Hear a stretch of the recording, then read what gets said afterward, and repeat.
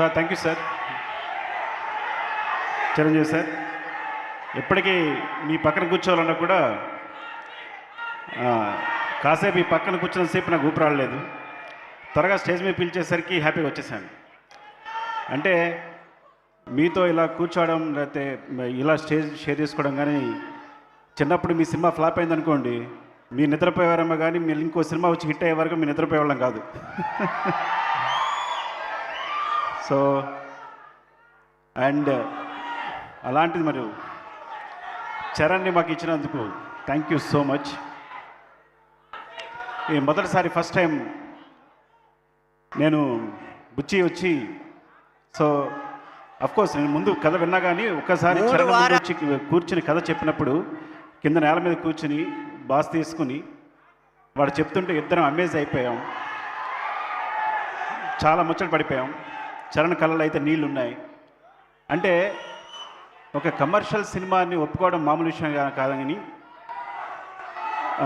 చరణ్ ఆ టైంలో ఎంత ఒక మాస్ సినిమానైనా తను ఏదైనా యాక్సెప్ట్ చేయొచ్చు, కానీ ఇలాంటి ఒక కాన్సెప్ట్ ఉన్న సినిమాని, ఒక విలన్ లేని సినిమాని, సిచ్యుయేషన్సే విలన్ అయ్యే సినిమాని ఒప్పుకొని ఇలా చేయడం అనేది చాలా గొప్ప విషయం.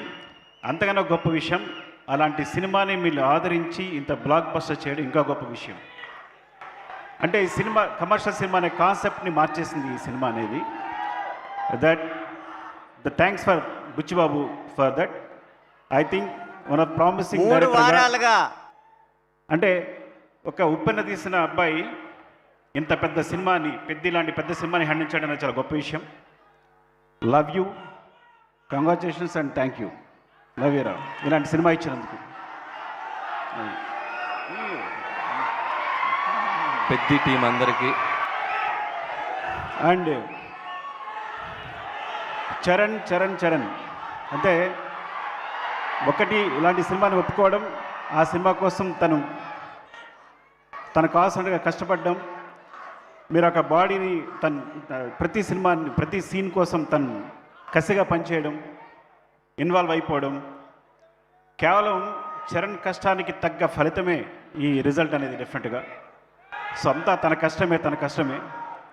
సో అందరూ చరణ్ పొగుడుతున్నప్పుడు ఒక మాట అన్నాడు, డార్లింగ్ మొత్తం చరణ్ ఎంత బాగా చేశాడు, చరణ్ ఎంత బాగా పర్ఫామ్ చేశాడు అంటే తను ఒక మాట అన్నాడు, డార్లింగ్ ఇలాంటి కథ లేకపోతే నాకు ఎక్కడ అలా చేయగలను అని. సో అంత వినమ్రుడు. ఒకటి చెప్పాలంటే చివరగా అందరికీ చుట్టుపక్కల తనతో తిరిగే వాళ్ళకి, కలిసి టీం అందరికీ, కలిసి పనిచేసే వాళ్ళకి అందరికీ ఒక విషయం తెలుసు, మా చరణ్ బంగారం. సరే, అంత మంచి హృదయాన్ని ఎప్పుడు చూడలేదు నేను.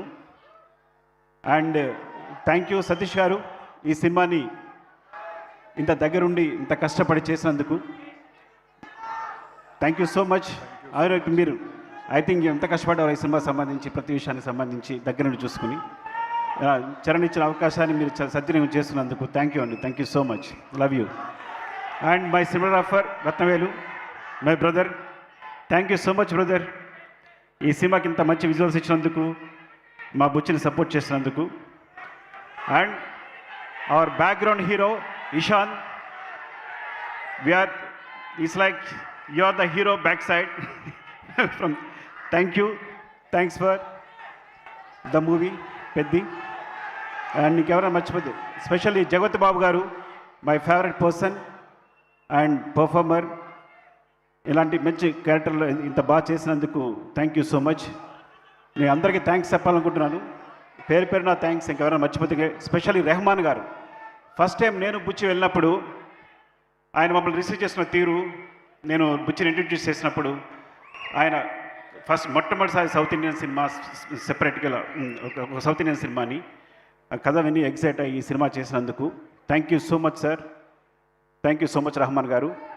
అండ్ ప్రతి ఒక్కరికి, స్పెషల్లీ మైత్రి మూవీస్ రవి గారు అండ్ నవీన్ గారు,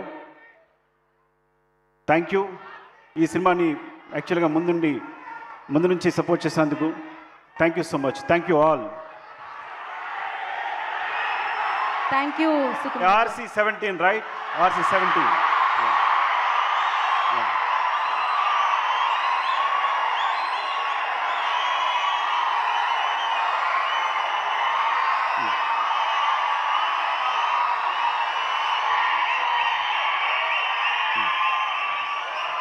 సినిమా కోసం అడుగుతున్నారండి. అదే గాట్ ఇట్ నేను చెప్పను. Okay, wait. నాకు చెప్పడం ఇష్టం ఉండదు డెఫినెట్గా. ఐ డోంట్ నో, నాకు చెప్పడం ఇష్టం ఉండదు. Okay, you can imagine. Thank you, love you, I'm very sorry. Thank you Sukumar గారు, థ్యాంక్ యూ సో మచ్.